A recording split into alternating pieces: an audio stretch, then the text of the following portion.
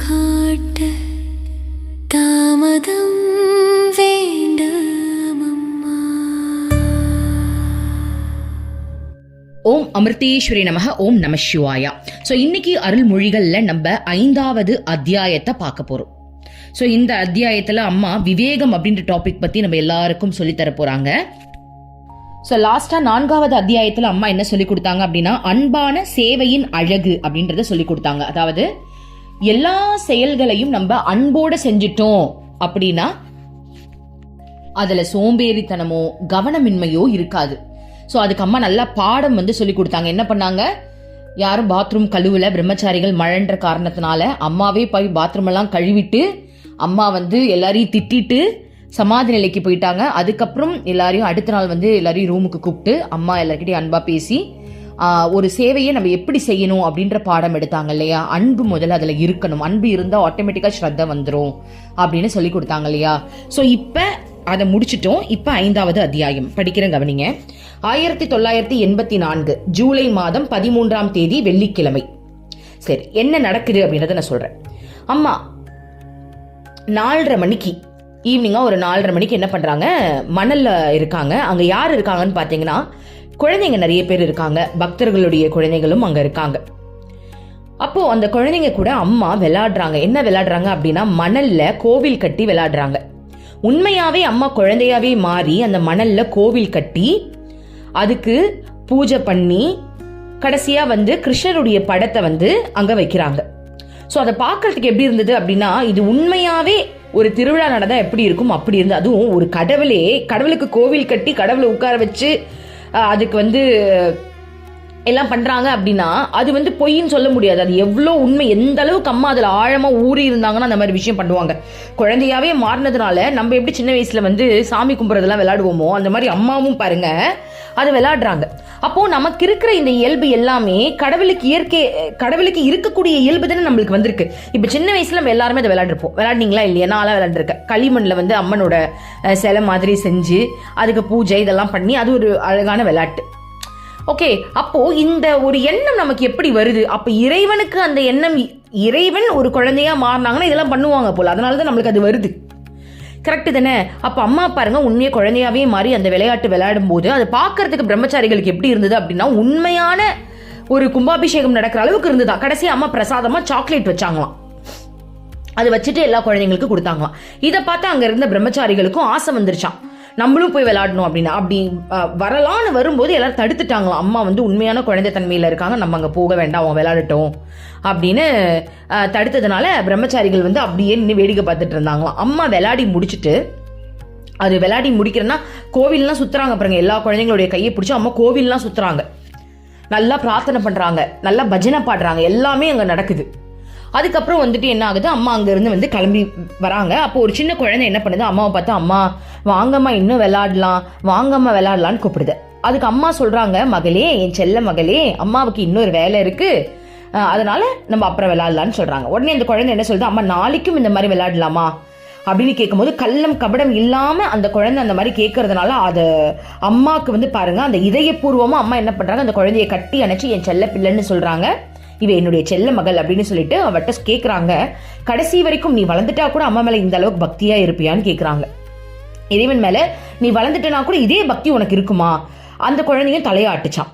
அப்ப பாருங்க, இறைவன் அந்த தூய்மையான பக்தியை உணர்றாங்க. அவங்க கூட விளையாடணும், அவங்க கூட பேசணும், நீ தான் என்னோட பெஸ்ட்னு இருக்கணும். ஆனா வளர வளர வளர நம்ம யாருமே அப்படி இருக்கிறது கிடையாது.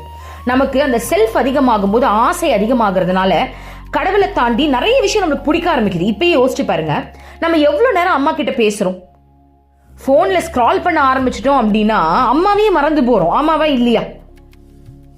அந்த ஸ்க்ரால் பண்ணும்போது அம்மாவுடைய பஜனையோ இல்ல வேற ஏதாவது ஒரு விஷயம் வருதுன்னா அதை பாக்குறோமா, இல்ல வேற ஏதாவது ஒரு விஷயத்த பாக்குறோமான்னு கேட்டா கடவுளை தாண்டி வேற ஒரு விஷயத்துக்கு நிறைய பேர் இம்பார்ட்டன்ஸ் கொடுக்குறோம். ஆனா அந்த குழந்தைங்க பாருங்க, அந்த தருணத்துல அந்த குழந்தையோட மனப்பான்மை எப்படி இருந்ததுன்னா, நீ வாயேன் அம்மா, நீ வாய விளையாடலாம் அம்மா, எனக்கு நீ வேணுமா, அந்த ஏக்கம், நீ தான் எனக்கு பெஸ்ட் ஃப்ரெண்டு, நீ இல்லைன்னா நான் இல்லை, உன் கூட தான் நான் எல்லாமே பண்ணுவேன்ற அந்த எண்ணம் நீ வளர்ந்ததுக்கு அப்புறமும் உன்கிட்ட இருக்குமான்னு அம்மா கேட்கறாங்க. அப்படின்னா இறைவன் அதை தானே எதிர்பார்க்கறாங்க. நம்ம எல்லாரும் அப்படி இருக்கோமா? ஒரு கேள்வி கேளுங்க, நம்ம எல்லாரும் அப்படி இருக்கோமா? ஒரு நிமிஷம் நான் அம்மா கிட்ட டைஸ் போட்டு வரட்டுமா? அம்மா செல்லம், எனக்கே தெரியும் இல்லைன்னு, இருந்தாலும் கேட்க வேண்டியது என்னோட கடமை இல்லை. அம்மா நான் அந்த குழந்தை மாதிரி விளையாட்டுத்தனமா வாங்க விளையாடலாம் அப்படிலாம் இருக்கனான்னு இல்லை, அது எனக்கு தெரியும். ஆனால் என்னுடைய அன்பு வந்து நான் உன்கிட்ட எப்போவுமே உன்கிட்ட பேசுறது உன்கிட்ட பழகிற மாதிரி நான் இருக்கனா இல்லையா, இதுக்கு எனக்கு பதில் சொல்லுமா. நான் இப்போ டைஸ் போட போகிறேன், எல்லாரும் டைஸ் போட்டு கேளுங்க வீட்டில், அம்மா என்ன பதில் சொல்கிறாங்கன்னு பார்ப்போம். ஏன்னா நம்மளை பற்றி நம்ம தெரிஞ்சுக்கலாம்ல. எப்படி இல்லைன்னு தான் சொல்லுவாங்க, நோ ப்ராப்ளம். இல்லைன்னு சொன்னாங்கன்னா பிரார்த்தனை பண்ணுவோம், இருக்குன்னு சொன்னாங்கன்னா அகங்காரம் இல்லாமல் தடுத்துக்கிட்டு அடுத்த நிலைக்கு உயரத்துக்கு வழியை பார்ப்போம். ஸோ இப்போ நான் என்ன பண்ண போறேன்னா, அம்மாட்ட கேட்க போகிறேன். அம்மா செல்லம், நீங்கள் அந்த குழந்தைக்கு சொன்னீங்களே வளர்ந்ததுக்கு அப்புறமும் நீ அதே மாதிரி இருப்பியா, பக்தி பண்ணுவியான்னு கேட்டீங்கல்லம்மா. அதே கேட்டகிரியில் நான் இல்லை அப்படின்னாலும் அட்லீஸ்ட் இப்போ நான் வளர்ந்துட்டேன், ஏதாவது ஒரு பக்தி உன்கிட்ட பண்ணுறேன்னா, அதாவது என்னுடைய மனசில் இருக்கிற ஆசையே நீயா தான் இருக்கியா, என்னுடைய விருப்பமும் நீயா இருக்கியா, எனக்கு எல்லாமே ஒரு ப்ரிஃபரன்ஸ் அப்படின்னா என்னுடைய ப்ரிஃபரன்ஸ் நான் உன்னை வச்சிருக்கேனா, எனக்கு ஏதாவது ஒரு வேலை நான் ஏதாவது ஒன்று பண்ணணும், என்னுடைய ஆசையே நீயா நான் வச்சிருக்கேனா, எனக்கு சொல்லுமா. வச்சிருக்க அப்படின்னா 1, வாய் மட்டும்தான் பேசுது, உள்ள ஒன்றும் இல்லைன்னா 6. பரவாயில்லம்மா, நீ பப்ளிக்லாம் பார்க்காத, எதுவும் இருந்தாலும் போட்டு உடமா, எதுவும் நான் ஏத்துக்கிறேம்மா. இல்லை அப்படின்னா 1மா, நோ ப்ராப்ளம். ஏன் மற்ற இவளை வந்து இதை யூடியூப்ல வேற பேசிக்கிட்டு இருக்காளே, இல்லைன்னு சொல்லிடக்கூடாதுன்னு சொல்லிட்டு 6லாம் கொடுக்காது. அவ்வளோ அந்த கருணையே எனக்கு வேணாம். உண்மையா சொல்லுமா. இருக்குன்னா 1, இருக்குன்னா 1 தானே, சரி இப்படி வச்சுப்போம். அம்மா இருக்குன்னா 1, இல்லைன்னா 6. ஓகேவாம்மா? இருக்கு, அந்த இருக்குன்ற கேட்டகரியில் நான் இப்ப இருக்கேன்னா எனக்கு 1 வரணும். இது நான் போட்டு வரேன். டைஸ் எங்க இருக்கு? ஓகே அம்மா சொல்ல பதில் சொல்லுங்க. இருக்குன்னா 1, இல்லைன்னா 6. நோ ப்ராப்ளம், எதுனாலும் எனக்கு ஓகே. இருக்கு இருக்கா இருக்கா? ஐயோ 1 வந்துருச்சு. எனக்கு 1 வந்திருக்கு. அம்மா செல்லம் தயவு செஞ்சு இன்னும் அதிகப்படுத்துமா. ஏன்னா அண்டர் கேட்டகரியில தான் வந்திருப்பேன் நான் நினைக்கிறேன். அந்த பொண்ணு உன் கூடயே பிடிச்சி இழுத்து விளையாடணும் அப்படின்னு ஒரு தீவிரம் இருந்துச்சுல, அந்த தீவிரம் எனக்கு இருக்கான்னு தெரியல. ஏன்னா அம்மா 2வது தடவை தான் ஆன்சர் கொடுத்தாங்க. அந்த குழந்தைக்கு ஈக்குவலா இருந்தா முதல் தடவையே ஆன்சர் கொடுத்துருமா. நான் எப்பவுமே 3 தடவை போடுவேன். செகண்ட் டைம்னா தீவிரம் கொஞ்சம் கம்மியா இருக்கலாம், இல்ல அந்த கேட்டகரியில நான் வராம இருக்கலாம். அம்மா அந்த கேட்டகரியில நீ என்னையே போடுமா, எப்படியாவது என்ன அந்த கேட்டகரிக்கு கொண்டு வந்துருமா. நீ ஒரு எதிர்பார்ப்போட அந்த குழந்தைகிட்ட கேட்டல, நீ பெருசானாலும் இந்த பக்தி பண்ணுவியான்னு ஒரு எதிர்பார்ப்பு, ஒரு ஆசையில கேட்டல, உன் ஜீவாத்மா உன்கிட்ட அப்படி இருக்கணும்ன்ற ஒரு ஆசை உனக்கு இருந்திருக்குல, அதை எங்களுக்கு நிறைவேற்றுமா. நான் அது எங்களுக்கும் நிறைவேற்று, நாங்க அந்த மாதிரி ஆகணும். ஓகேவா மம்மி? ஓகே. இது அருள்மொழிகள் படிக்குதா இல்ல என்கிட்ட டீல் பேசுதானே தெரியலன்னு அம்மா நினைக்கிறாங்க இப்ப. ஆனா நல்ல டீல் தானே பேசுறோம், ஒன்னும் தப்பு இல்லையே. ஓகே, அடுத்தது பார்ப்போம். சோ அம்மா இந்த மாதிரி சொல்லிட்டு அம்மா நடக்கும்போது ஸ்ரீகுமார் பிரம்மச்சாரி குடிசையில இருந்து புல்லாங்குழல் இனிமையான இசை கேக்குது. அதை கேட்டுக்கிட்டே அம்மா காளி கோவிலோட வாசல்ல நிக்கிறாங்க. அப்ப அம்மாவுடைய சொந்தக்கார பையன் ஒருத்தர் அங்க வராரு. அம்மா சின்ன வயசுல அம்மாவை நிறைய பேர் வெறுத்த சமயத்துல கூட இந்த பையனுக்கு அம்மாவை ரொம்ப பிடிக்குமா, அம்மாவுக்கு ரொம்ப சப்போர்ட் பண்ணுவாங்களாம். அந்த பையன் எப்பவுமே அம்மாவை சிரிக்க வைக்கணும்னு நிறைய விஷயங்கள் பண்ணுவாங்களாம். அவங்க அந்த இடத்துக்கு வராங்க.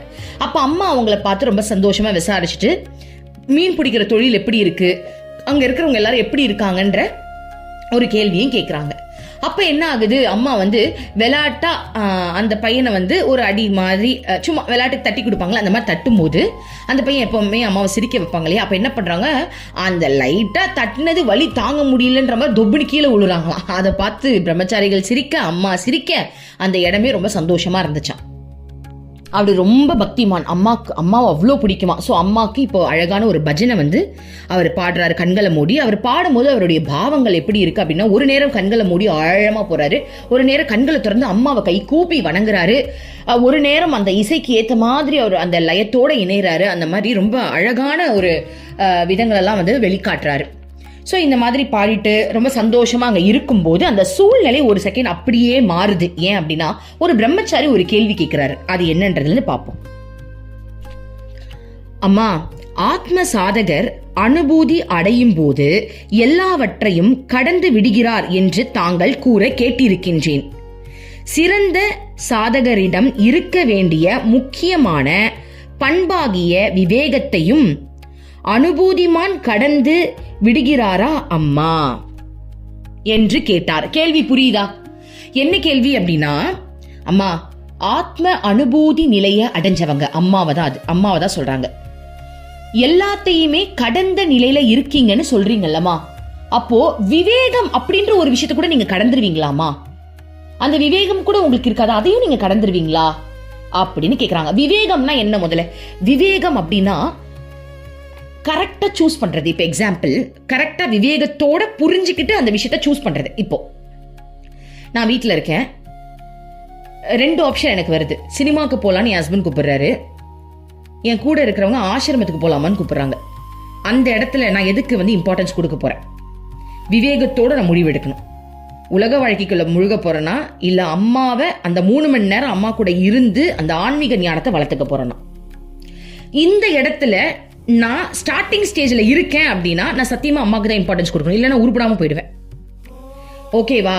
ஆனா நான் ஒரு ஸ்டேஜுக்கு வந்துட்டேன். இப்ப என் இடத்துல நான் என்ன முடிவு பண்ணுவேன் அப்படின்னா, நான் கண்டிப்பா அம்மா கிட்ட தான் போகணும். ஏன்னா அப்பதான் நான் ஆன்மீகத்துல அடுத்த நிலைக்கு உயர முடியும். இப்ப இந்த இடத்துல அம்மா இருக்காங்கன்னு வச்சுப்போம். இப்ப அம்மா கிட்ட இந்த கேள்வி வருது, யாரோ அம்மா நம்ம சினிமாக்கு போலாமான்னு, சும்மா ஒரு எக்ஸாம்பிளுக்கு சினிமாக்கு போலாமான்னு கேக்குறாங்க. இன்னொருத்தவங்க அம்மா ஆசிரமத்துக்கு போலாமான்னு கேக்குறாங்க. அப்போ அம்மா அங்க விவேகத்தோட முடிவெடுப்பாங்களா? இல்ல இந்த இடத்துல என் 2 பிள்ளைங்கள் என்ன ஒரு கேள்வி கேக்குது, இதுல நான் எதுக்கு பதில் சொல்லணும், எதுக்கு பதில் சொன்னா அவங்களோட ஆன்மீகம் முன்னேறும், இல்ல எதுக்கு நான் இம்பார்ட்டன்ஸ் கொடுத்தா இந்த ரெண்டு பிள்ளையோட வாழ்க்கையில நல்லது நடக்கும்னு மத்தவங்களுக்காக தான் அம்மா அங்க யோசிப்பாங்களே தவிர்த்து அவங்களுக்காக யோசிக்கிறதுக்கு அங்க ஒண்ணுமே கிடையாது. இப்ப என்ன எடுத்துக்கிட்டீங்கன்னா, நான் யோசிக்கணும், விவேகத்தோட நான் யோசிக்கணும். நான் ஆசிரமம் தான் வரப்போறேன்னு யோசிச்சா மட்டும் நான் உருப்பிடுவேன். ஆனா இந்த இடத்துல அம்மா இருக்காங்க. இப்ப சப்போஸ் வாங்கடா சினிமாக்கு போலான்னு அம்மா சொல்றாங்கன்னு வச்சுப்போம். அதோட ரீசன் பேக்ரவுண்ட்ல என்னவா இருக்கலாம் அப்படின்னா, இப்ப அவன் அங்க போறான், அவனுக்கு ஆக்சிடென்ட் ஆகிற மாதிரி ஒரு வாய்ப்பு இருக்கலாம், அம்மா கூட போய் அதை காப்பாத்தலாம், அதுக்காக கூட அம்மா வரேன்னு சொல்லியிருக்கலாம். இல்லையா, ஆசிரமத்துக்கு போலாம் அம்மா சொல்றாங்க அப்படின்னா, ஆசிரமத்துக்கு போனா மட்டும்தானே நம்மளால உருப்பட முடியும் அப்படின்ற ஒரு விஷயத்த மத்தவங்களுக்கு சொல்லி கொடுக்கறதுக்காக அம்மா அதை பண்ணலாமே தவிர்த்து அவங்களுக்கு சுயமான விருப்பு வெறுப்பு, சுயமான ஒரு விஷயம் அங்க கிடையவே இல்லை. அம்மா அங்க ஒரு முடிவு எடுக்கிறாங்க அப்படின்னா அது மத்தவங்களுக்காக மட்டுமே தான் இருக்குமே தவிர்த்து அவங்களுக்கு அது இருக்காது. ஓகே, சோ இங்க விவேகம் அப்படின்றது மனுஷங்களுக்கு தேவைப்படுது. அம்மா அதை கடந்த நிலையில இருக்கிறதுனால மேபி அந்த விவேகத்தை அவங்களுக்காக பயன்படுத்துறது கிடையாது, மத்தவங்களுக்காக பயன்படுத்துவாங்க அப்படின்றத இந்த டாபிக் ஃபுல்லாவே வருது. ஓகே, சோ அந்த பிரம்மச்சாரி என்ன கேள்வி கேட்டாருன்னு புரிஞ்சிருச்சா? அம்மா ஆத்ம அனுபூதி அடைஞ்சதுக்கு அப்புறமும் விவேகத்தை கூட நீங்க விவேகமா கூட இருக்க மாட்டீங்களா? அப்போ இதோடைய பதில் என்னவா இருக்கு அப்படின்னா, எனக்கு விவேகமா இருக்கிறதுக்கு இங்க ஒண்ணுமே கிடையாது. ஆனா மத்தவங்களுக்காக நான் இருக்கேன் அப்படின்னா மத்தவங்களுக்காக நான் இருந்து காட்டுவேன். ஆனா எனக்குன்னு வரும்போது நான் எதுக்கு விவேகமா இருக்கணும்? நான் என்னத்தை இங்க பண்ண போறேன்? நான் அதுதான் அம்மா இங்க சுட்டி காட்டுறாங்க. என்ன அப்படின்னா, நான் பறந்து விரிஞ்சு இந்த பிரபஞ்சத்தோட கலந்து இருக்கும் போது எனக்குன்னு தனியா எதுவுமே கிடையாதே அப்படின்றதான் இதுல ஃபுல்லா சொல்ல வராங்க. சோ கேள்வி புரிஞ்சிடுச்சுலே, அப்ப பதிலுக்கு போவோம். இதற்கு அம்மா பதிலளிக்க ஆரம்பித்த போது, இதுவரை அங்கு நிலவிய நகைச்சுவை நிறைந்த சூழ்நிலை ஆழ்ந்த ஆன்மீக சூழ்நிலையாக மாறி அமைந்தது. அம்மா அளித்த பதில் அஞ்ஞான இருளை அகற்றும் ஞான தீபமாக ஒளிர்ந்தது. அம்மா, குழந்தைகளே, விவேகமானது ஆன்மீக வாழ்வின் வளர்ச்சி பெற்று வருபவர்களுக்கு தேவையான பண்பாகும். நம்மளதான் சொல்றாங்க, ஆன்மீக வாழ்க்கையில வளர்ச்சி அடையணும்னு விருப்பப்பட்டு இதுல இருக்கிறவங்களுக்கு விவேகம் ரொம்ப முக்கியம், நமக்கு முக்கியம்ன்றாங்க. விவேகம் ரொம்ப முக்கியம். ஆன்மீக வளர்ச்சிக்கு உறுதுணையானவை எவை, முட்டுக்கட்டையானவை எவை என்பதற்கு பகுத்துணர்வும் விவேகமும் இன்றியமையாதது. நிலைத்தது எது, நிலையாதது எது என்பதை ஆத்ம சாதகன் விசாரம் செய்து அறிந்து கொள்ள வேண்டும். ஆனால் அனுபூதி அடைந்த பிறகு அவன் விவேகம் உள்பட அனைத்தையும் கடந்தவன் ஆகிறான். இங்க பாருங்க, நல்லா கவனிச்சுக்கோங்க. இப்ப அம்மா என்ன சொன்னாங்கன்னு புரிஞ்சிருச்சா? அதாவது ஆன்மீகத்துல டிராவல் பண்ணிட்டு இருக்கவங்க கண்டிப்பா பகுத்தறியணும். ஓகே, எது நமக்கு சரி வரும், எது நமக்கு சரி வராது, எதை பிடிச்சா நம்ம முன்னேறுவோம், எதை பிடிச்சா நம்ம அழிஞ்சு போவோம், இதெல்லாம் நம்ம தெரிஞ்சுக்கிட்டா மட்டும்தானே நம்மளால அதை ஃபாலோ பண்ண முடியும். அந்த பகுத்தறிவு நமக்கு இருக்கா? ஒரு நிமிஷம் செக் பண்ணி பாருங்க, உங்களுக்கு இருக்கா? கண்டிப்பா இருக்கு. ஏன்னா அம்மா உள்ள வந்துட்டாங்க அப்படின்னால அது இருக்கும். ஆமாவா இல்லையா? இப்ப உங்களுக்குள்ளேயே எவ்வளவோ மாற்றம் வந்திருக்கா இல்லையா? ஒரு கடைக்கு போறீங்க அப்படின்னா கூட நம்ம வாங்குற பொருள் நமக்கு தேவையா இல்ல ஆடம்பரத்துக்காக வாங்குறோமான்ற அந்த பகுத்தறிவு இப்ப நமக்குள்ள இருக்கா இல்லையா? அந்த விவேகம் வந்துருச்சா இல்லையா? முன்னாடிலாம் நம்ம ஆடம்பரத்துக்காகவே வாங்கியிருப்போம், ஆமாவா இல்லையா? 4 பேர், அதாவது ஒரு பொருளை பார்த்தா 4 பேர் நம்ம வீட்டுக்கு வந்து இதை பார்த்து நல்லா இருக்குன்னு சொல்லுவாங்களான்ற எண்ணம் தான் முதல்ல வரும். பட் இப்போ அப்படிலாம் வரதே கிடையாது. ஏன் காசு வேஸ்ட் பண்ணணும்? உண்மையாவே இந்த பொருளை நம்ம எத்தனை நாள் யூஸ் பண்ண போறோம்? இது நமக்கு மட்டும் தான் பிரோஜனம் தரப்போதா, இல்லை 4 பேருக்கு பிரோஜனம் தரப்போதா? இதுல சுயநலம் இருக்கா, பொதுநலம் இருக்கா? இவ்வளோ விஷயங்கள் நம்ம ஆராய்ச்சி பண்றோமா இல்லையா? பண்றோம். எனக்கு தெரிஞ்சு நீங்க எல்லாரும் பண்றீங்க. ஏன்னா நம்மள சமத்து பிள்ளை ஆயிட்டோம். ஓகே, ஸோ அது பண்றதுனால விவேகம் இருக்கா? இதுதான் அம்மா சொல்றாங்க. விவேகத்தோட நம்ம ஒவ்வொரு செயலையும், நம்ம ஒவ்வொரு காயினையும் நவுத்துறோம். நம்ம செய்யற செயல் ஆன்மீக சம்பந்தப்பட்டதா இல்ல உலக வாழ்க்கை சம்பந்தப்பட்டதா யோசிக்கிறோமா இல்லையா? எந்த இடத்துல எப்படி நடந்துக்கணும்ன்ற அந்த தீவிரம் இப்ப இருக்கா இல்லையா? எந்த இடத்துக்கு போனாலும் நான் கடவுளை விட மாட்டேன்ற அந்த தன்மைக்கு இப்ப வந்துட்டோமா இல்லையா? ஏதோ அம்மாவோட அருளால வந்துகிட்டு இருக்கோம் இல்லையா? சோ அப்ப விவேகம் இருக்கு. அந்த விவேகத்தை கண்டிப்பா வச்சுக்கணும்னு அம்மா சொல்றாங்க. நம்ம எல்லாருமே அந்த விவேகத்தோட நடந்துக்கணும். ஆனா ஆத்ம அனுபூதி அடைஞ்சவங்களுக்கு அனைத்தையும் கடந்துட்டாங்க அப்படின்றதுனால இந்த விவேகம் அப்படின்ற ஒரு விஷயத்தை அவங்க கடந்துட்டாங்க அப்படின்னு அம்மா சொல்றாங்க. அனுபூதி நிலையில் பற்றுவதற்கு எதுவுமே இல்லை. இன்பம், துன்பம், நன்மை, தீமை போன்ற எல்லா இருமைகளையும் கடந்து அனுபூதிமான் பிரபஞ்சமானாக ஆகிறார். எல்லாவற்றும் ஆகிறார். இரவு பகல் அற்றவராகிறார். சுத்தம் அசுத்தம் கடந்தவர் ஆகிறார் அப்படின்னு அம்மா சொல்றாங்க. அதாவது ஆத்ம அனுபூதினா என்ன? ஒரு நிலை, அனைத்தும் அவங்களுக்குள்ள இருக்கு. அப்போ அந்த இடத்துல எங்க இருந்து அவங்களுக்கு வந்து இரண்டு ஆப்ஷன் வரப்போகுது. பிடிக்கும் பிடிக்காதுன்ற ஆப்ஷன் எங்க இருக்க போகுது? அனுபூதி நிலை அடைஞ்சிட்டாங்க அப்படின்னா அங்க இருமையே கிடையாது. அவங்களுக்கு எல்லாமே ஒண்ணுதான். சோ இருமை இருந்தாதானே விவேகத்தோட செயல்படணும். இப்ப நான் எடுத்தோடனே 2 ஆப்ஷன் கொடுத்தேன்னா, ஒருத்தவங்க சினிமாவுக்கு கூப்பிடுறாங்க, ஒருத்தவங்க வந்து ஆசிரமத்துக்கு கூப்பிடுறாங்க. நீ என்ன முடிவு எடுக்க போற? கரெக்ட் தானே? அந்த இடத்துல நான் விவேகத்தை பயன்படுத்துறேன். ஏன்னா அங்க 2 ஆப்ஷன் இருக்கு. அததான் அம்மா சொல்றாங்க. இங்க இருமைன்னு ஒரு விஷயத்தையே கடந்துட்டாங்க. அவங்களுக்கு 2 ஆப்ஷனே இல்ல. அவங்களுக்கு வாசம் அடிச்சாலும் ஒண்ணுதான், நாத்து அடிச்சாலும் ஒண்ணுதான். ஓகே, அங்க ஸ்வீட் சாப்பிட்டாலும் ஒண்ணுதான், கசப்பு சாப்பிட்டாலும் ஒண்ணுதான். அங்க இருமையே அவங்களுக்கு கிடையாது. அவங்க எல்லாத்தையுமே ஒன்னாதான் பாக்குறாங்க. அப்புறம் எங்க இருந்து அங்க விவேகம் அங்க தேவைப்படுது? ஆப்ஷன் இருந்தா மட்டும்தானே விவேகம் தேவை. ஆப்ஷனே இல்லாத போது விவேகம் எங்க தேவைப்படும் அப்படின்னு அம்மா கேக்குறாங்க. ஸ்ரீ லலிதா சஹஸ்ர நாமத்தில் சத் அசத் ரூபதாரிணி என்று ஒரு நாமம் வருகிறது. நிலையான மெய்ப்பொருளாகவும் நிலை இல்லாத பிரபஞ்சமாகவும் வடிவெடுத்திருப்பவள் என்று இது பொருள் தருகிறது.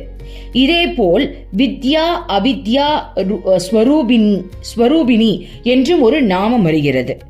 ஞானமாகவும் அஞ்ஞானமாகவும் இருப்பவள் என்று இது பொருள் தருகிறது. புரியுதுங்களா? அதாவது பாருங்க, நிலையான மெய்ப்பொருளாகவும் இருக்கிறாளாம், நிலை இல்லாத பிரபஞ்சமாகவும் இருக்கிறாளாம். அதாவது நிலையான மெய்ப்பொருள்னா என்ன? உண்மையான சத்தியம். நிலை இல்லாத பிரபஞ்சம்னா என்ன? இந்த பிரபஞ்சம் வந்து பாருங்க ஒரே நிலையில இருக்கா? மாறிக்கிட்டே இருக்குல்ல. ஒரு நாள் நைட்டு வருது, அப்படியே பகல் வருது, திரும்ப நைட்டு வருது, பகல் வருது. இது வந்து நிரந்தரம். அந்த மாற்றமே நிரந்தரம். சோ நிலையில்லாத பிரபஞ்சமாகவும் வடிவெடுக்கிறாள் அப்படின்னு சொல்றாங்க, அம்மாவை சொல்றாங்க. அடுத்தது பாருங்க, ஞானமாகவும் இருக்கிறாள், அஞ்ஞானமாகவும் இருக்கிறாள். ஞானமாகவும் இருக்கிறாங்க. அஞ்ஞானம்னா என்ன? இப்ப இந்த உலகத்துல இருக்க படைப்பை பாருங்க, எவ்வளவு படைப்புகள் இருக்கு. நேத்து கூட நான் பார்த்தேன், ஒரு பூச்சி பறந்துட்டு இருக்கு, ஒன்னு வந்து சாணியை வந்து உருட்டிக்கிட்டு இருக்கு, ஒரு நாய் வந்து நல்லா ஜம்முன்னு படுத்து தூங்குது.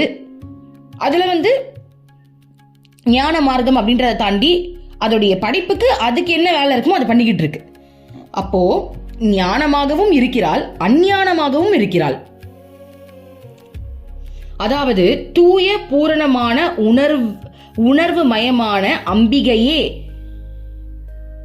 தோற்றத்திற்கு வந்துள்ள அனைத்துமாகவும் இவற்றையெல்லாம் கடந்த அதீத பொருளாகவும் இருக்கிறாள் என்று இந்த நாமங்கள் புலப்படுத்துகின்றன.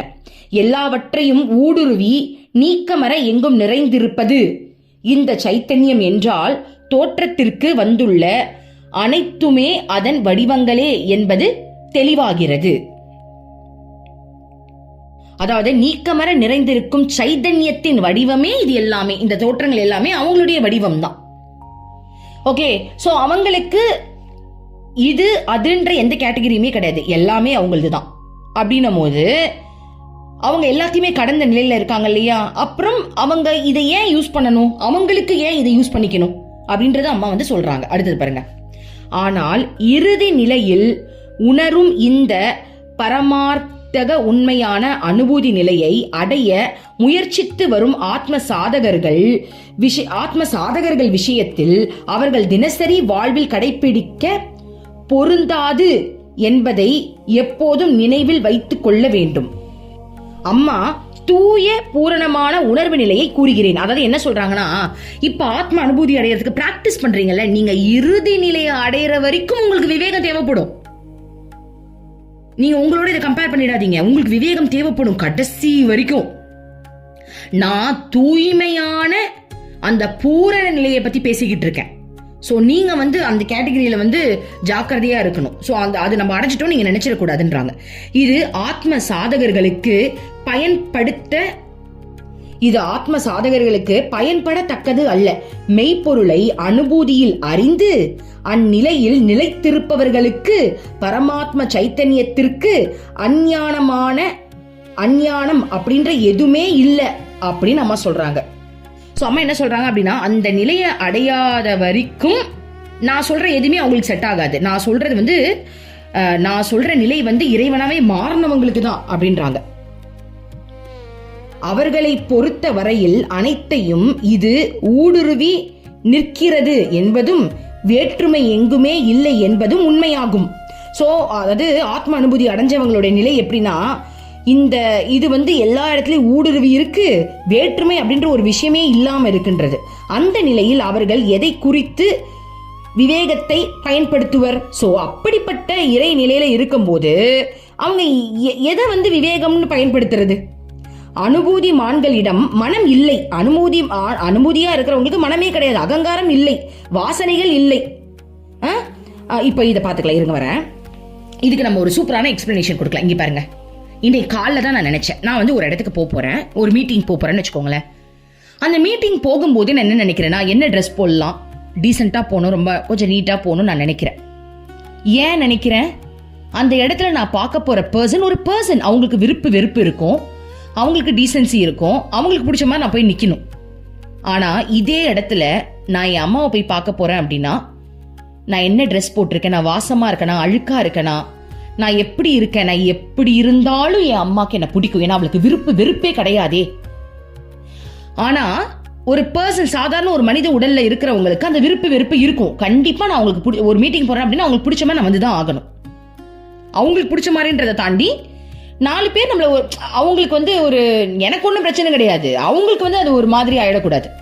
ஸோ அவங்களுக்காக நான் என்னை சேஞ்ச் பண்ணிக்கிட்டு போய் தான் ஆகணும். ஆனா நான் நினைச்சு பார்த்தேன், அம்மா இதுவே நான் உன்னை பார்க்க வர்றதுன்னா இப்படிலாம் யோசிப்பேனாமா, பாருமா அந்த மீட்டிங் போறதுக்கு நான் என்னென்ன யோசிக்கிறேன் பாருமா. ஆனா நான் உன்னை பார்க்க வர்றதுக்கு அழகா இருக்குன்னு யோசிக்கிறேன், உனக்காக நான் அழகா இருக்குன்னு நினைப்பேன். ஆனா நான் அழகு இல்லைனாலும் நீ அக்செப்ட் பண்ணுவதானே. நான் ஒரு சேத்துல உழுந்து வாரி சாக்கொடையோட நின்னா கூட, ஐயோ என் குழந்தை விழுந்துட்டாலே நீ என்னை ஓடி அணைப்பியை தவிர்த்து, ஐயோ நாத்தடிக்குது முதல்ல ட்ரெஸ் பண்ணிட்டு வாங்க நீ சொல்லுவியாமா? ஆனா மனுஷங்க சொல்லுவாங்க. மனுஷங்களை தப்பா பேசல, மனிதர்களுடைய நிலை அப்படிதான். நானே அப்படிதான் சொல்லுவேன். யாராவது சாக்கடையில விழுந்துட்டு இருந்தாங்கன்னா கண்டிப்பா ஹெல்ப் பண்ணுவேன். ஆனா எனக்குள்ள எப்படி இருக்கும், ஐயோ அப்படின்னு இருக்கும். ஆனா என் அம்மாக்கு இருக்குமா? நம்ம அமிர்தானந்தமயி தேவிக்கு இருக்குமா? சத்தியமா இருக்காது. இதுலயே நம்ம தெரிஞ்சுக்கலாம் அம்மா எதை பத்தி பேசுறாங்க. உங்களுக்கு புரியுதா? ஆத்ம அனுபூதி நிலையில இருக்கிறவங்களுக்கு இங்க எதுவுமே அசுத்தம் கிடையாது. சுத்தமும் அவங்களுக்கு ஒண்ணுதான், அசுத்தமும் ஒண்ணுதான். அவங்களால அதை வேற மாதிரி தான் பார்க்க முடியும். ஆனா மனிதர்களால வேற மாதிரி தான் பார்க்க முடியும். அததான் அம்மா இங்க சொல்றாங்க. சோ நீ என்ன விவேகத்தோட பார்க்க முடியும்? இப்ப நீ இப்ப அவ சேத்துல விழுந்து வாரி வந்திருக்கா, நீ வேற மாதிரி பாப்ப, ஆனா நான் வேற மாதிரி பாப்பேன். உனக்கு அந்த இடத்துல விவேகம் தேவைப்படும். எனக்கு எங்க இருந்து விவேகம் வேலையே செய்யாது. எனக்கு எல்லாமே ஒண்ணுதான். கரெக்ட் தானே? அதான் அடுத்தது பார்ப்போம். அதி சூக்ஷ்மமான அவ்வித்யை தெளிவற்ற நிலையில் இருந்த வாசனைகள் கூட வேரோடு களையப்பட்டு விட்டன. அதாவது சூட்சமமான வாசனைகள் கூட அவங்களுக்கு கிடையாதான். நமக்கு எவ்வளவு வாசனைகள் இருக்கு. வாசனைகள்லாம் நம்ம எப்படி சொல்றதுடா, வாசனைகள்னா என்ன? இப்போ எனக்கு நான்வெஜ் ரொம்ப பிடிக்கும் அப்படின்னா போன பிறவில அதை நான் நல்லா சாப்பிட்டுருக்கேன், அதனால தான் இந்த பிறவில அது தொடருது. ஓகே, எனக்கு சில விஷயங்கள் அருவெறுப்பு அப்படின்ற எனக்கு ஒரு விஷயம் இருக்கு அப்படின்னா அது போன பிறவிலேருந்து எனக்கு இருக்கிறதா இருக்கலாம். அதனாலதான் நான் பிறந்ததுலேருந்து காலை கீழே வைக்க மாட்டேன். எங்க அம்மா சொல்லுவாங்க தரையை பார்த்து தான் வைப்பனா. அப்போ எனக்கு போன பிறவிலேருந்து அது இருந்திருக்கு. இப்போ அம்மா வந்ததுக்கு அப்புறம் அதெல்லாம் இல்லை, எல்லா இடத்துலயும் வைக்க கத்துக்கிட்டேன். ஓகே, அப்ப அம்மா என்ன சொல்றாங்கன்னா, வாசனைகள் அவ்வியத்தை அப்படின்னா அப்படி ஒரு சூட்சமமான வாசனைகள் கூட இல்லாதவங்க தான் ஆத்ம அனுபூதி நிலையில இருக்கிறவங்க. அவங்களுக்கு எந்த வாசனையுமே கிடையாது. இப்ப எக்ஸாம்பிள் நம்ம எடுத்துக்கலாம். இப்ப அம்மாவை எடுத்துக்கோங்க. அம்மாவுக்கு வாசனைகள் இருக்கான்னு கேட்டா இல்ல. ஏன்னா அம்மாவும் பல அவதாரம் எடுக்கிறாங்க, பல தடவை பிறந்திருக்காங்க. போன தடவை விட்டதெல்லாம் அவங்களுக்கு இந்த தடவை வருமா? நமக்கெல்லாம் விட்டதெல்லாம் வந்து தொடரும். ஆனா அவங்க எத்தனை அவதாரம் எடுத்தாலும் அவங்களுக்கு போன அவங்களுக்கு பிறவின்னு சொல்லக்கூடாது, இருந்தாலும் நமக்கு ஒரு எக்ஸாம்பிளுக்காக சொல்றேன். போன ஜென்மத்தில் அவங்க வாழ்ந்தது அது அப்படியே இங்க கண்டினியூ ஆகுமான்னு கேட்டா இல்லவே இல்லை. கருணை மட்டும் தான் கண்டினியூ ஆகும், வேற எதுவுமே கண்டினியூ ஆகாது. போன பிறவியில் அம்மா வேற மாதிரி இருந்திருக்கலாம். ஓகே, ஒரு எக்ஸாம்பிளுக்கு சொல்றேன். பிறவி கிடையாது, அது அவதாரம். நமக்கு புரியணுன்றதுக்காக சொல்றேன். இப்ப போன பிறவி அம்மா எடுத்திருக்காங்க. அம்மா வந்து போன பிறவியில வந்து வேற ஒரு அவதாரமா ஒரு பணக்கார வீட்டுல பிறந்து ஒரு அரசாட்சி செஞ்சு நகை நட்டெல்லாம் போட்டுக்கிட்டு சுத்திக்கிட்டு இருக்கலாம். இப்ப எக்ஸாம்பிள் மதுரை மீனாட்சியா பிறந்திருக்காங்கன்னு வச்சுப்போம். போன அவதாரத்துல அம்மா எப்படி இருந்திருப்பாங்க? ராணியா இருந்திருப்பாங்க. அங்க அப்படியே அவங்களுக்கு யாரையுமே அம்மா பார்க்க மாட்டாங்க, எப்பயாவது தான் பார்ப்பாங்க. அவங்கள பார்க்கணும்னா பெர்மிஷன் வாங்கணும். அம்மா நகை நட்டோட இருப்பாங்க. எப்படிப்பட்ட ஒரு விதத்துல இருந்திருப்பாங்க? இறங்கி போய் மக்களை பார்த்துருப்பாங்க, இல்லைன்னு சொல்லலை. பட் இப்ப இருக்கிற நிலை அங்க வேற மாதிரி இருந்திருக்கும். அப்போ போன அவதாரத்துல வந்து அம்மா மதுரை மீனாட்சியா இருந்தாங்க. இந்த அவதாரத்துல அம்மா வந்து அதை எப்படி ரிஃப்ளெக்ட் பண்றாங்க? அந்த வாசனை அம்மாக்கு இருக்கா? நான் வந்து இப்படிதான் இருந்தேன், நான் நகை நட்டெல்லாம் போட்டிருந்தேன், நான் இப்படிதான் படுத்திருந்தேன், நான் வந்து ஆள் வச்சுதான் வந்து மற்றவங்களை மீட்டிங் போய் பார்ப்பேன், அப்படிலாம் இல்லை இல்லையா? அதுல கொஞ்சம் அதாவது அந்த விஷயத்துல அம்மா எதையாவது இங்க ஃபாலோ பண்றாங்களா? இல்ல, இந்த தர்மத்துக்கு இந்த இடத்துல என்ன வேணுமோ அதை தான் அம்மா ஃபாலோ பண்றாங்க. புரியுதுங்களா? அவங்க அந்த வாசனையை தூக்கிட்டு வந்திருக்காங்கன்னு பார்த்தா இல்ல. ஆனா நான் வாசனையை தூக்கிட்டு வந்திருக்கேன். போன பிறவில வந்து எனக்கு அருவருப்புன்னு ஒரு வாசனை இருந்திருக்கு, இந்த பிறவில அது எனக்கு கண்டினியூ ஆயிருக்கு. நம்ம தான் போன பிறவில இருக்கிற வாசனைகளை தூக்கிட்டு வருவோமே தவிர்த்து அவதாரங்கள் அந்த இடத்துல என்ன இருக்கோ அதை தான் அவங்க பண்றாங்க, இந்த இடத்துல வேற மாதிரி பண்றாங்க. இப்ப எக்ஸாம்பிள் ராமர் கிருஷ்ணர் எடுத்துக்கோங்க, அப்படியே டோட்டல் டிஃப்ரெண்ட். ராமர் அப்படியே ஏகபத்தினி விருதர், கிருஷ்ணர் அனைத்து விமென்ஸுக்கும் ஏகபத்தினி விருதர். சோ ராமருக்கு அதாவது முக்கியமான கொள்கைகளை அவங்க கையில வச்சிருக்காங்க, முக்கியமான தர்மம் அப்படின்ற ஒரு விஷயத்தை வந்து அவங்க எடுத்துக்கிட்டு வராங்க. ஆனா வாசனைகள் அப்படின்றது அவங்களுக்கு கிடையவே கிடையாது. நமக்கு வாசனைகள் இருக்கு. சோ அததான் அம்மா சொல்றாங்க, ஆத்ம அனுபூதி நிலையில இருக்கிறவங்க ஒரு துளி கூட வாசனை அப்படின்ற ஒரு விஷயத்தை கடந்தவங்க அப்படின்றாங்க. குழந்தைகளே, செய்யத்தக்கது செய்யத்தகாதது, சுத்தம் அசுத்தம், நல்லது கெட்டது என்பதெல்லாம் சாதாரண மக்களுக்கு உரிய நடைமுறைகள். இப்பதான் நம்ம சொன்ன பாருங்க, அது அம்மா சொல்றாங்க பாருங்க. எனக்கு இது பிடிச்சிருக்கு, பிடிக்கல, சுத்தம் அசுத்தம், எனக்கு வந்து இதை நான் செய்வேன், இதை நான் செய்யக்கூடாதுன்னு எனக்கு இருக்கு, சில விஷயங்கள் எனக்கு செய்யணும்னு இருக்கு, சில விஷயங்கள் செய்யக்கூடாதுன்னு இருக்கு. இது எல்லாமே ஒரு மனுஷனுக்கு இருக்கக்கூடிய ஒரு விஷயம். இது போன்ற இருமைகளால் உடல் உணர்வை கடந்த ஆத்ம அனுபூதிமான்கள் பாதிக்கப்படுவதே இல்லை. ஆனா ஒரு ஆத்ம அனுபூதி நிலையில இருக்கிறவங்களுக்கு இந்த இருமையே கிடையாதுன்றாங்க. அது எப்படிப்பட்ட நிலை அப்படின்றத இப்ப அம்மா சொல்லுவாங்க பாருங்களேன். எனினும் சமுதாய நலனுக்காக மட்டும் உலக உணர்வோடு வாழும் அனுபூதிமான்கள் மேற்கூறிய நடைமுறைகளை பின்பற்றுவார்கள். ஆனா எங்களுக்கு இருமையே கிடையாது, சுத்தம் அசுத்தம், பிடிக்கும் பிடிக்காதுன்னு எதுவும் கிடையாது. ஆனா உனக்காக அதை நான் பண்றேன். இப்ப அம்மா பாருங்க, அம்மாவுக்கு சுத்தம் அசுத்தம் கிடையாது. ஆனா அம்மா நமக்காக 2 வாட்டி புடவை மாத்துவாங்க தெரியுமா? அம்மா மெடிடேஷனுக்கு வரும்போது ஒரு வாட்டி புடவை மாத்திப்பாங்க, அது முடிஞ்சு திரும்ப அம்மா போய் புடவை மாத்திட்டு வருவாங்க. ஏன் தெரியுமா? அம்மா நமக்காக எனக்கு ஸ்வெட் ஆயிருக்கலாம், அம்மா நினைக்கிறாங்க எனக்கு ஸ்வெட் ஆயிருக்கலாம், அது மற்றவங்களுக்கு பிடிக்காம இருக்கலாம். நான் உன்னை இப்ப கட்டி பிடிக்க போறேன், சில பேருக்கு அது பிடிக்கும், நமக்கு எல்லாருக்கும் பிடிக்கும் தான், இருந்தாலும் அம்மா நமக்காக மாத்துறாங்க. அவங்களுக்காக மாத்துறாங்க. யோசிச்சு பாருங்க, அம்மா ஏன் அவங்களுக்காக ட்ரெஸ் மாத்தணும்? அம்மாவுக்கு அது தேவையே கிடையாது. அம்மா எத்தனை வாட்டி சாக்கடையில உருண்டு புரண்டி இருக்காங்க உங்களுக்கே தெரியும். என் கிருஷ்ணாவோட நினைப்புல அப்படி உருளுவாங்க, சேத்துல உருண்டு இருக்காங்க. ஆனா இன்னைக்கு நமக்காக புடவை மாத்துறாங்க, அவங்களுக்கு புடவை மாத்தணும்னு அவசியம் கிடையாது. அதுதான் அம்மா சொல்றாங்க இதுல. எங்களுக்கு இருமைகள் கிடையாது, ஆனா நான் ஒரு இடத்துல ஒரு விவேகத்தோட நான் நடந்துக்கிறேன் அப்படின்னா அந்த விவேகம் எனக்காக அல்ல, அது உனக்காக மட்டுமே அப்படின்னு சொல்றாங்க. பிறருக்கு எடுத்துக்காட்டாக இருப்பதற்காக அவர்கள் இந்த நடைமுறைகளை உறுதியாக கடைபிடிப்பார்கள். இப்ப அம்மா எடுத்துக்கோங்க, அம்மா செம்ம சுத்தமா நடந்துப்பாங்களாம், சுவாமிஜி மூலமாக எனக்கு தெரிய வந்தது, அம்மாவுக்கு அவ்வளோ சுத்தம் அவ்வளோ பிடிக்குமா. ஒரு டவலில் அழுக்கு இருந்தால் கூட அம்மா வந்து தொடமாட்டாங்களாம். ஆக்சுவலி அம்மா அப்படி கிடையாது, நமக்காக அப்படி நடந்துக்கிறாங்களாம். அப்போ பிரம்மச்சாரிகள் ஒன் டைம் நான் பார்த்தேன், ரொம்ப சுத்தமாக இருந்தது அவங்களோட இடம். அப்போ வந்து அவங்க சொன்னாங்க, நான் இதெல்லாம் அம்மா கிட்ட இருந்து தான் கற்றுக்கிட்டேன், உனக்கு தெரியுமா அம்மா வந்துட்டு ஒரு அழுக்கு டவலை கூட வந்துட்டு தொடமாட்டாங்க, தூக்கி போட்டுருவாங்க, சுத்தமாக இருக்கணும். ஏன் அப்படி இருக்காங்க? அவங்களுக்காக இல்லை, பிரம்மச்சாரிகளுக்கு அம்மா அப்படி சொல்லி கொடுத்துருக்காங்க, இப்படிதான் இருக்கணும்னு சொல்லி தராங்களாம். இந்த உலகத்துல அதான் ரூல்ஸ், சுத்தமா இரு, அப்பதான் நீ இடத்த சுத்தமா வச்சுப்ப. இல்ல நீ எனக்கு அழுக்கு பிடிக்கும்ன்றதுக்காக நீ எல்லாத்தையும் அழுக்கா வச்சுக்கிட்டே இருந்தா நல்லா இருக்காதுல்ல. யோசிச்சு பாருங்களேன், நான் அழுக்கிலே புரண்டு போவேன், பெட்ஜெட் 10 நாள் போத்தினா கூட எனக்கு ஒன்றும் பிரச்சனை கிடையாது, அதிலே உச்சா போல கூட நான் அதை போத்திப்பேன் அப்படின்னு இருந்தா என்ன ஆகுறது? சுத்தம்ன்ற ஒரு விஷயத்த அம்மா சொல்லி கொடுக்கணும் இல்லையா? அதனால அம்மா ஸ்ட்ரிக்டா சுத்தமா இருந்து காட்டியிருக்காங்க. அதனாலதான் அவங்க அந்த சுத்தத்தை கத்துக்கிட்டாங்க. சோ அம்மாவுக்கு சுத்தம் முக்கியமா அப்படின்னு கேட்டா மற்றவங்களுக்காக அந்த இடத்துல அம்மா அப்படி நடந்து காட்டியிருக்காங்க. அடுத்தது, இது போல் அவர்கள் வாழ்வது என்பது உலகுக்கு மிக அவசியமானது. சோ உலகத்திற்கு ரொம்ப முக்கியம்ன்றாங்க, அது ரொம்ப அவசியமானதுன்னு சொல்றாங்க. ஏனெனில் மக்கள் முன்னேறுவதற்கு நல்லொழுக்கமும் நற்பண்புகளும் மன தூய்மையும் இன்றியமையாதது. சோ நம்ம வந்து அவங்கள பார்த்து தானே கத்துக்கிறோம், நம்ம அம்மாவை ரோல் மாடலா எடுத்துக்கிறோமா இல்லையா? அப்போ அம்மா வந்து நமக்காகவே அம்மா அப்படி நடந்து காட்டுறாங்க இல்லையா? சோ அதுதான் இன்றியமையாதது. நாங்க அப்படி நடந்துக்கிறது ரொம்ப முக்கியமான ஒரு விஷயம்ன்றாங்க, நமக்காக அப்படி நடந்துக்கிறேன்னு சொல்றாங்க. சாதாரண மக்களிடம் உடல் உணர்வு இருக்கிறது, எனவே அவர்கள் உலகியல் நடைமுறைகளை கடந்து நிலையில் உள்ள அனுபூதிமான்களை போல் செயல்படக்கூடாது. பாருங்க, நம்ம வந்து அம்மாவை பார்த்துட்டு அம்மா மாதிரியே செயல்படக்கூடாது. ஏன்னா நமக்கு வந்து நம்ம இன்னும் உடல் தன்மையில தான் இருக்கோம். அம்மா வந்து அந்த குஷ்ட நோயாளியை கூட கட்டி பிடிச்சி அம்மா நாவால நக்குனாங்க. ஓகே, அம்மா பண்ணுவாங்க, நம்ம அதை பண்ணலாமா? நம்ம அந்த நிலைக்கு வந்தாதான் பண்ண முடியும், அந்த நிலை இல்லை இல்லையா? சோ நம்ம அந்த இடத்துல பார்த்துதான் நடந்துக்கணும். அதுதான் அம்மா என்ன சொல்றாங்க, நீ உடல் உணர்வுல இருக்கிறதுனால நீ சில விஷயங்களை கடைபிடிச்சுதான் ஆகணும். நான் வந்து அம்மா சொல்றாங்க, நான் சேத்துல கூட உருளுவேன் புரளுவேன், நீ புரள முடியுமா?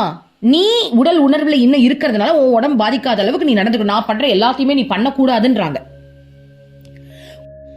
ஒழுக்கத்திற்காக அமைந்துள்ள உலகியல் நடைமுறைகளை பின்பற்றாத சாதாரண மனிதனது வாழ்வு கேடாக முடியும். ஆத்ம சாதகனும் ஒழுக்கத்தோடு வாழ வேண்டும், இல்லை என்றால் அவனால் ஆன்மீக முன்னேற்றம் அடைய இயலாது. அவன் அனைத்தையும் கடந்த நிலையில் நிலைத்திருக்கும் அனுபூதிமானாக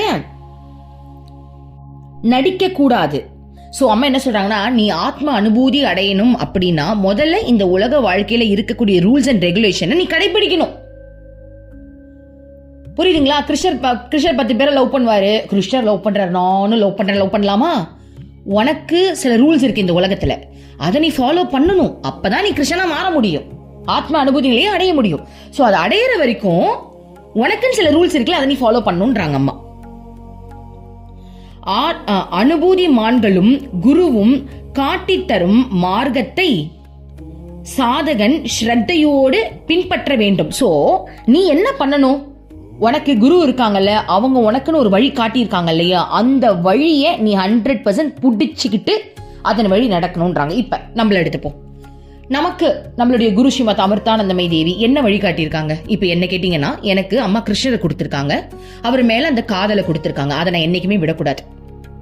அந்த காதலை நான் என்னைக்குமே கிருஷ்ணர் மேல வச்சுக்கிட்டு அதுதான் என்னுடைய வாழ்க்கைன்னு சொல்லிட்டு அவரை காதலிச்சுக்கிட்டே இருக்கணும். நம்பர் 2 என்ன சொல்லி கொடுத்திருக்காங்க? அருள்மொழிகள்.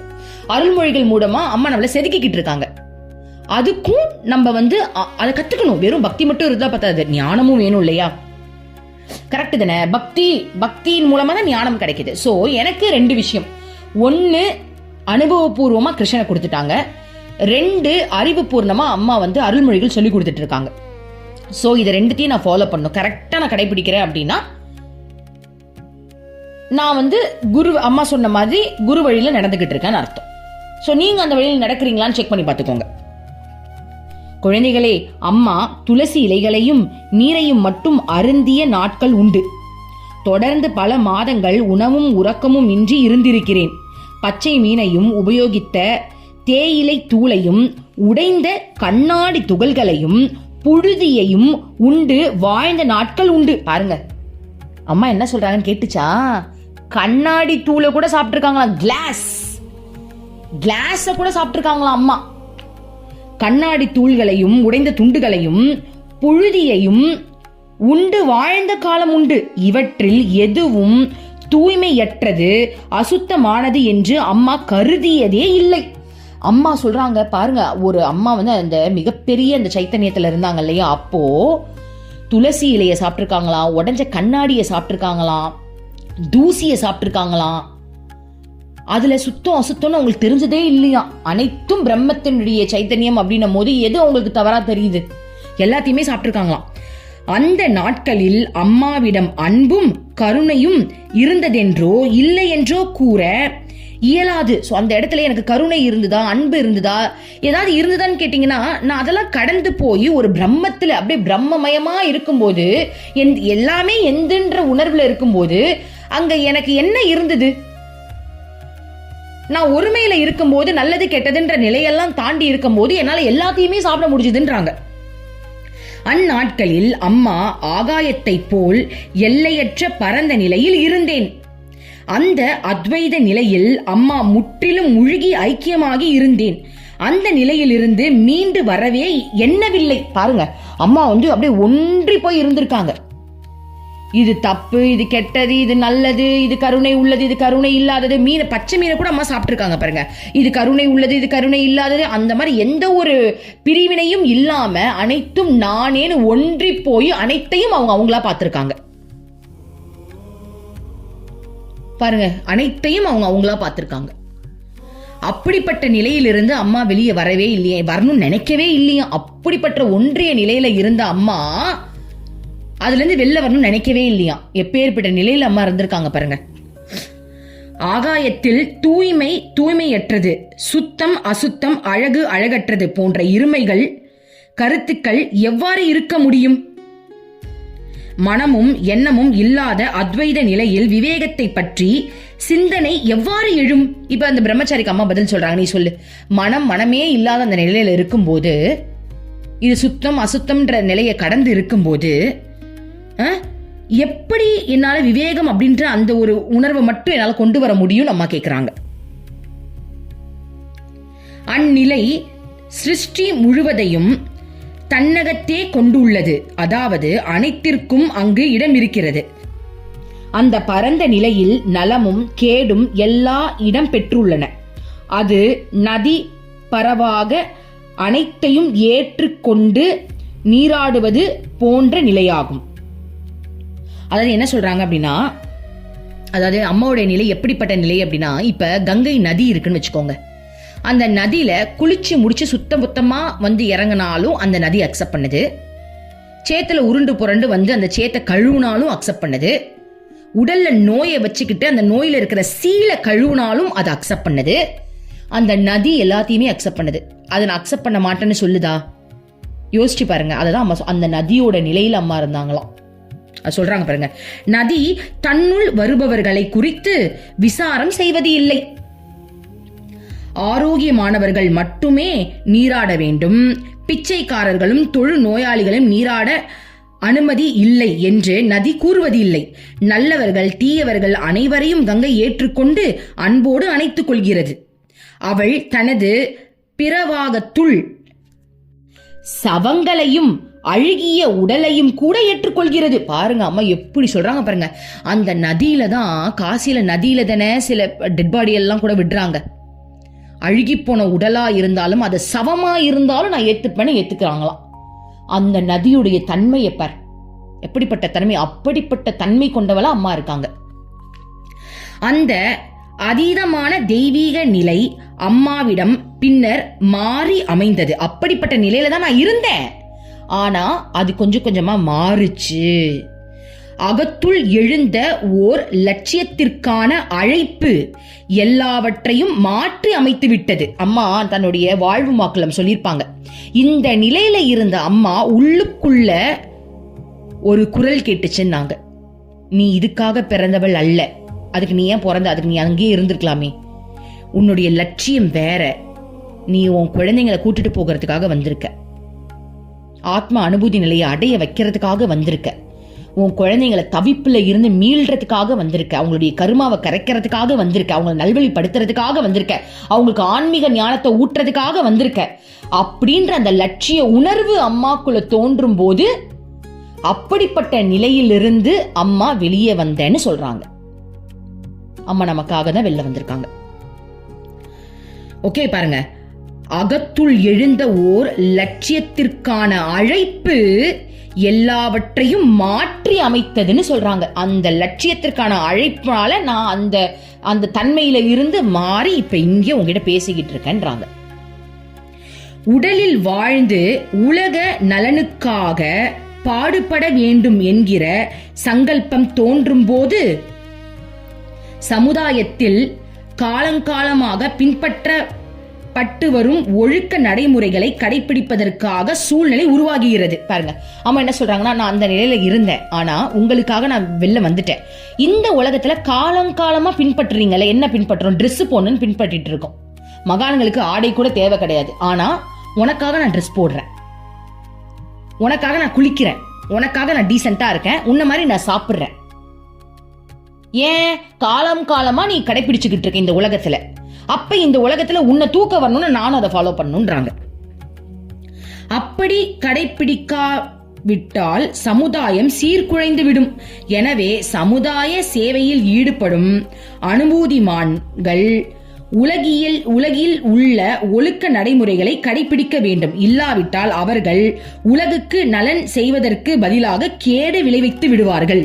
சோ அம்மா என்ன சொல்றாங்களா, அப்படிப்பட்ட தன்மையில இருக்கக்கூடிய மகான்கள், ஒரு நதி மாதிரி இருந்த மகான்கள், ஓகே, விழிப்புணர்வோட உலகத்துக்கு வராங்க. இப்ப உலகத்தன்மைக்கு வராங்க. அப்பனா உனக்கு ஏத்த மாதிரி நான் நடந்துக்கணும், இல்லனா நான் செய்யற விஷயங்கள் உனக்கு கேடு விளைவிச்சிரும் சொல்றாங்க. எப்படி தெரியுமா? இப்போ அம்மா ஒரு புக்கு, யோகானந்தருடைய புக்ல நம்ம படிச்சிருப்போம். ஒரு மகான் வந்து ட்ரெஸ்ஸே இல்லாம இருப்பார். ஓகே, சோ அவர் இருப்பாரு, அவர் ஒரு மகான். அதையே எல்லாரும் ஃபாலோ பண்ணாங்கன்னா என்ன ஆவாங்க? அவரு மட்டும் ட்ரெஸ் போடாம நடப்பாரா, நான் மட்டும் ட்ரெஸ் போடாம நடக்க கூடாதா அப்படின்னு நம்ம போடாம நடந்தோன்னா என்ன ஆகும்? சமுதாயம் சீர்குலையும் இல்லையா? சோ அததான் அம்மா சொல்றாங்க, நான் உனக்கு ஏத்தமா நான் நடந்துக்கல அப்படின்னா இந்த சமுதாயம் வந்து சீர்குலைஞ்சிடும் அப்படின்றாங்க. வேற ரீசனா கூட இருக்கலாம், நான் நம்மளுக்கு புரியணுன்றதுக்காக இந்த ரீசன் சொல்றேன். ஓகே, அடுத்தது, எல்லா நாம ரூபங்களும் மனது உருவாக்கிய பிரிவினைகளாகும். அனுபூதிமான் மனதையும் புத்தியையும் கடந்தவர் ஆகிறார்.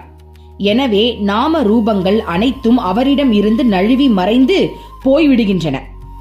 அவர் விண்வெளியை போல் எல்லையற்ற பரந்த நிலையை எய்துகிறார்.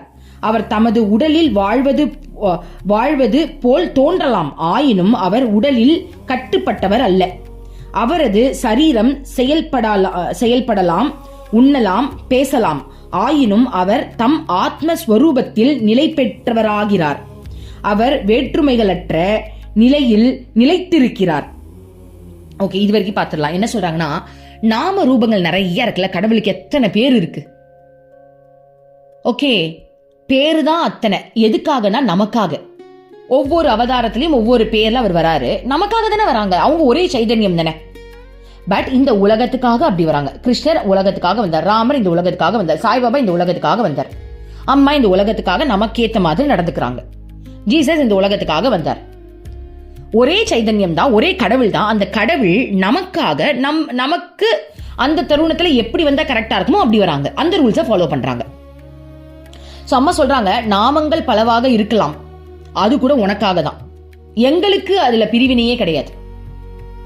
எல்லாமே நான் தான் இருக்கும் போது நீ என்ன தனித்தனி உருவமா பாக்குற. நீ சில பேர் அம்மா வந்து முருகரா பாக்குறாங்க, நான் வந்து இப்ப அம்மாவை கிருஷ்ணாவா பாக்குறேன், சில பேர் அம்மாவா பாக்குறாங்க, சில பேர் காளியா பாக்குறாங்க. நமக்கு தான் அந்த பிரிவினை, அவங்களுக்குள்ள அந்த பிரிவினையே கிடையாது. அவங்க வந்து ஒரே நிலையில தான் இருக்காங்கன்னு சொல்றாங்க. இப்ப அம்மா என்கிட்ட கிருஷ்ணர் மாதிரி நடந்துக்கிறாங்க அப்படின்னா எனக்கு தேவைப்படுது, அதனால நடந்துக்கிறாங்க. இப்ப அம்மா உங்ககிட்ட காளி மாதிரி நடந்துக்கிறாங்க அப்படின்னா உனக்கு தேவைப்படுது, அதனால அப்படி நடந்துக்கிறாங்க. புரியுதுங்களா? ஆனா அம்மா ஒண்ணுதான். அததான் சொல்றாங்க, அவர் உலகத்தால் பாதிக்கப்படுவது இல்லை. உலகத்தை குறித்தோ அதை உய்விக்க வேண்டும் என்றோ அவர் கருதுவது இல்லை. அம்மா மனதும் எண்ணங்களும் இல்லாத மேலான அனுபூதி நிலையை பற்றி சொல்லிக் கொண்டு இருக்கிறேன். இதை மறந்து விடாதீர்கள், ஏனெனில் இந்த நிலையை பற்றி தவறாக புரிந்து கொள்ள வாய்ப்பு உண்டு. சோ பிரம்மச்சாரிகளுக்கு சொல்றாங்க, நான் அனுபூதி நிலையை பத்தி சொல்லிக்கிட்டு இருக்கேன், அதனால நீ வேற ஏதாவது கற்பனை பண்ணிட்டு தப்பா வேற மாதிரிலாம் மாத்திக்கிட்டு எடுத்துக்காதீங்க அப்படின்றாங்க. இந்நிலையை பற்றி பேசிக்கொண்டே இருக்கலாம், ஆனால் சிறிதளவு புரிந்து கொள்ளாமல் இருந்து விடுவீர்கள். சிறிதளவும் புரிந்து கொள்ளாமல் இருந்து விடுவீர்கள். நான் அம்மா பேசணும்னு நினைச்சா இதை பத்தி நான் நிறைய பேசுவேன், ஆனா உங்களுக்கு புரியணும்ல, உங்களுக்கு கொஞ்சம் கூட புரியாம போயிடக்கூடாது, அதனால அதை விட்டுடலான்னு சொல்றாங்க போல அம்மா. உலக நலனுக்காக தங்களையே ஆகுதியாக அளிக்க முன்வரும் தியானம் நிறைந்த அனுபூதிமான்கள் சிலர் இருக்கின்றனர் என்பதை நினைவில் கொள்ளுங்கள். அவர்கள் உலகில் வாழ்ந்து தங்கள் சொல்லாலும் செயலாலும் ஆத்ம சாதகர்களாகவும் பக்தர்களாகவும் இறைவனை அடைய வழிகாட்டுகின்றார்கள். அவர்கள் சமுதாய நலனுக்காக உலகில் வாழ சங்கல்பித்த பின் விவேகத்தின் சிகரமாக வாழ்ந்து காட்டுகிறார்கள். சோ அம்மா என்ன சொல்றாங்கன்னா, இந்த உலகத்துல எத்தனையோ மகான்கள் வந்திருக்காங்க, அவங்க எல்லாருமே நமக்காக வந்தவங்க தான். நம்மள ஒரு பக்தர்களாகவும் ஆத்ம சாதகர்களாகவும் இறைவனோட வழிகாட்டத்தின் கீழ் வாழக்கூடிய தன்மையை வளர்க்கறதுக்கு தான் அவங்க வந்திருக்காங்க. அவங்க ஒரு சங்கல்பத்தின் படிதான் இந்த உலகத்துக்கு வந்திருக்காங்க. அப்ப அவங்க விவேகத்தை ஃபாலோ பண்றாங்க அப்படின்னா அது நமக்கு வாழ்ந்து காட்டுறதுக்காக தான் அந்த விவேகத்தை அவங்க ஃபாலோ பண்றாங்க அப்படின்னு சொல்றாங்க. பிரம்மம், சத்தியம், ஜெகமித்யை என்பதே இந்த விவேகமாகும். அகமாக அவர்கள் மேலான பிரம்ம நிலையில் நிலைத்திருக்கிறார்கள். ஸ்தூல உடல் நிலையில் அவர்கள் தன்னலமின்றியும் சோர்வின்றியும் உலக நலனுக்காக உழைக்கிறார்கள். அங்கனம் உழைக்கும் போது சமுதாய ஒழுக்க நடைமுறைகளை சரிவர கடைபிடிக்கின்றனர். அனுபூதிக்கு பிறகு உடலில் வாழும் போதுதான் இது நிகழும் என்பதை மறந்து விடாதீர்கள். இல்லாவிட்டால் அனுபூதிமான்கள் தனது ஸ்வரூபத்திலேயே ஆழ்ந்து விடுகிறார்கள். அனுபூதி நிலையை அடைய முயன்று வரும் ஆத்ம சாதகர்களுக்கு நலம் கேடு நிலைத்தது நிலையானது என்பவை குறித்த விவேகம் முற்றிலும் அவசியமாகும். அம்மா என்ன சொல்றாங்கன்னா, விவேகம் அப்படின்ற ஒரு விஷயம் நான் யூஸ் பண்ணா அது உங்களுக்காக தான், ஆனா இதை தவறா புரிஞ்சுக்காதீங்க. ஆத்ம அனுபூதி அடைஞ்சவங்களுக்கு தான் இந்த விவேகம் அப்படின்ற ஒரு விஷயம் இருக்காது, அவங்களுக்கு எதுவுமே இருக்காது. ஆனா அது ஃபாலோ பண்றாங்கன்னா அது உங்களுக்காக, நீ கத்துக்கணும் தான் பண்றாங்க. சோ இதை நீ தவறா புரிஞ்சுக்கிட்டு நான் ஆத்ம அனுபூதி அடைஞ்சிட்டேன் நீ நினைச்சுக்கிட்டு சில விஷயங்கள் பண்ணிடக்கூடாது. நீ என்லைட்மெண்ட் ஆயிட்டேன்னு நினைச்சுக்கிட்டு நீ தவறாவும் அதை பண்ணிடக்கூடாது. சோ நீ கண்டிப்பா இறை நிலையை அடையிற வரைக்கும் உனக்கு விவேகம் இருக்கணும்னு அம்மா சொல்லிட்டாங்க. நான் அடைஞ்சிட்டேன் நீ நினைச்சுக்காத, அது வேற ஒரு சைதன்யம், ஓகேவா? சோ அதுல ஜாக்கிரதையா இருக்கணும். ஸோ விவேகத்தோட நம்ம நடந்துக்கணும் அப்படின்னு சொல்றாங்க அம்மா. ஓகே, ஸோ இது முடிஞ்சிருச்சு. நாளைக்கு வேற ஒரு டாபிக் பார்க்க போறோம். கருணையால் மகான் உடல் தரிக்கிறார் அப்படின்ற டாபிக் நம்ம பார்க்க போறோம். அனைத்து வேதங்கள்ல என்னென்ன இருக்கோ எல்லாமே அருள்மொழிகள்ல வந்துருதுப்பா. மகான்களை பத்தி அம்மா எப்படி சொல்றாங்க பாருங்க, தான் யாருன்றது அம்மா எப்படி சொல்றாங்க பாருங்க. ஓகே, ஸோ இதெல்லாம் பல வேதங்கள்ல படிக்க வேண்டிய ஒரு விஷயத்த நம்ம ரொம்ப சிம்பிளா அம்மா நம்மளுக்கு அருள்மொழிகளை கொடுத்துறாங்க. இதை படிச்சுட்டோம் அப்படின்னா நம்ம வேதங்களே படிச்சு முடிச்சதுக்கு சமமா அம்மா அவ்வளவு சொல்லித்தராங்க நமக்கு. அம்மாவுக்கு கோடான கோடி நன்றிகள் அம்மா. தேங்க்யூமா, லவ்யூமா. ஓம் அமிர்தேஸ்வரி அம்மா. ஓம் நம சிவாய. மனமே உனக்கு சொந்தம், ஒருவரும்